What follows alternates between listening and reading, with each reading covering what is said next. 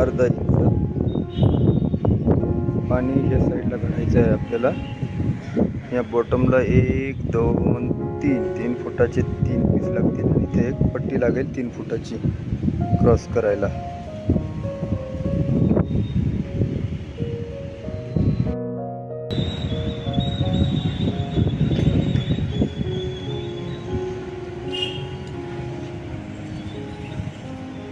Duct area आहे. Duct एरियाच्या वरती आपण पॉलिकार्बोनेट शीट टाकते. खाली पाणी जात असल्यामुळं आपण त्याला कव्हर करतो याच्यावर पॉलिकार्बोनेट. आणि साईडला बघू शकतो 4 इंची पाईप टाकून आपण वॉटर कलेक्शन करून ते पाणी एका पाईपने खाली उतरवतो.